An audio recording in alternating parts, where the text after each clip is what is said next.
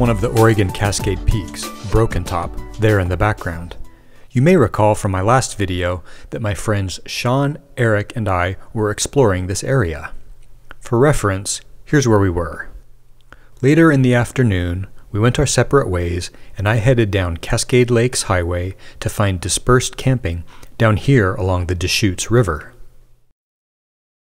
Campfire restrictions were in place, so with no fire to build, I had time to hike around the woods and meadow bordering this wide, calm stretch of the Deschutes.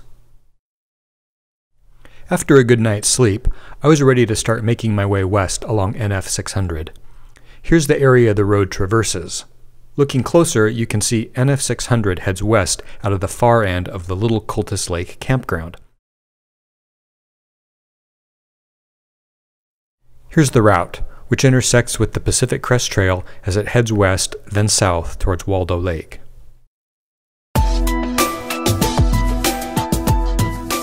Smoke from wildfires in Washington and California had settled in the night before, rendering the sky flat and hazy and casting an angry orange glow over the landscape.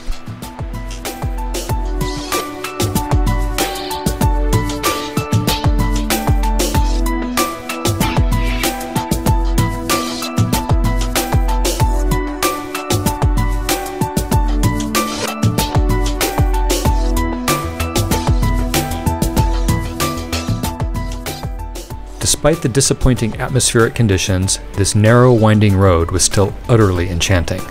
It's almost never straight or flat, meandering through, around, and over the contours of the land and the forest.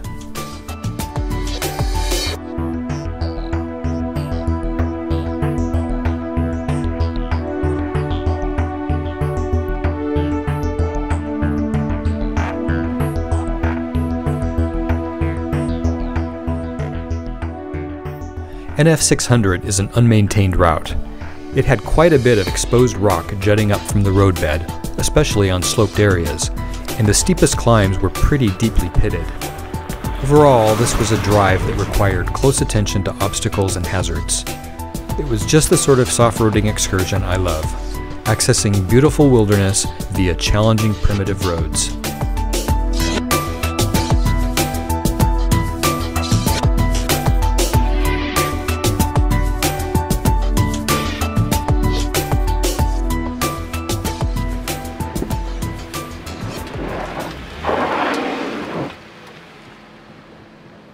So yeah, this was the most difficult section of the route. The camera doesn't do justice to how steep, deeply pitted, and rock-strewn this little stretch of road was, but after that initial fail, I had to pause, take a moment to study the terrain, and pick a different line that would get me up the hill while avoiding some very large rocks.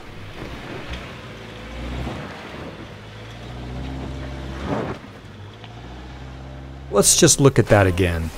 It's a little hard to see, but the pits here are so deep that the car is lifting wheels in the air. And take a look at the abuse that front tire takes as the rear wheel is going airborne.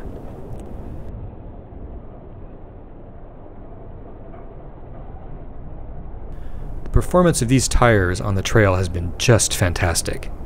Aired down to about 24 psi on my Forester, they grip and climb so well, and they're tough enough to endure difficult conditions. There are two charming little lakes on either side of the road, Taylor Lake on the south and Irish Lake to the north. Both had numerous exquisite, dispersed camping sites along their shores.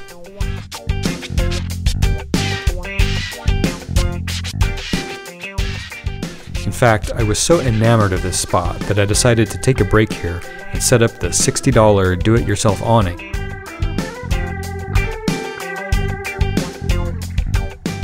My design is a hybrid of ideas I got from two of my favorite YouTubers.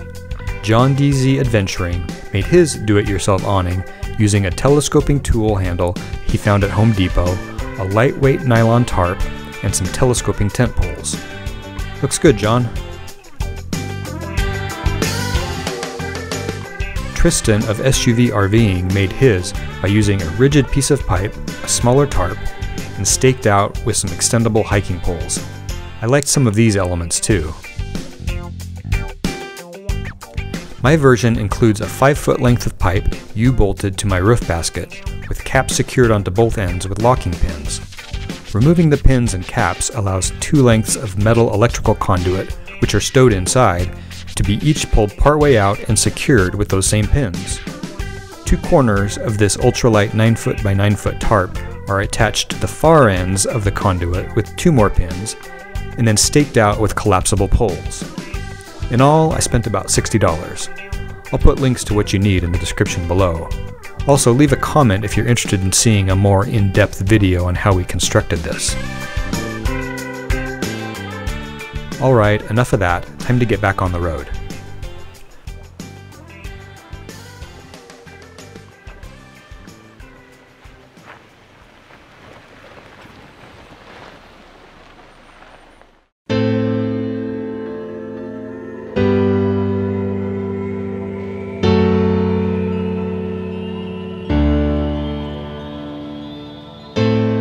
Not long after leaving the lakes, we emerged from the forest into an area that burned some years ago.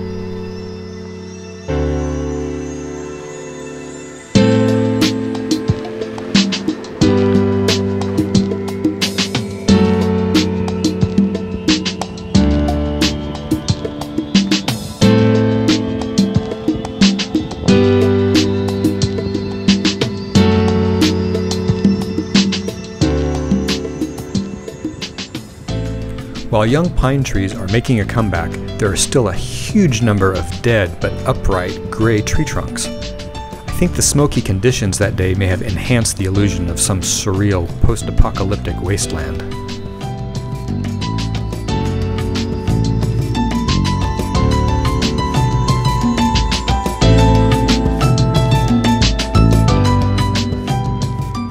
NF 514 that veers south towards Waldo Lake is essentially the same fine, silty ash and rock as seen all along NF 600. And while it's hard to pull your eyes away from this graveyard of trees, the road itself continues to present challenges and obstacles that require your attention.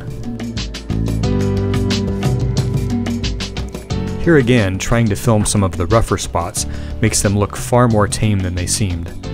But this route really does require careful driving and picking lines that are appropriate to your vehicle's capabilities and clearance.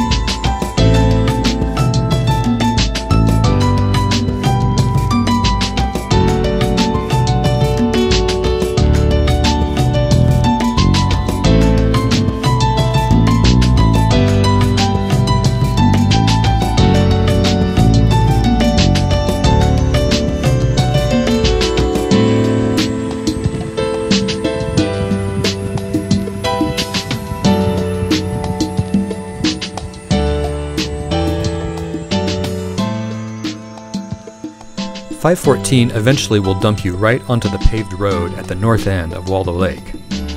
Time to air up and head home.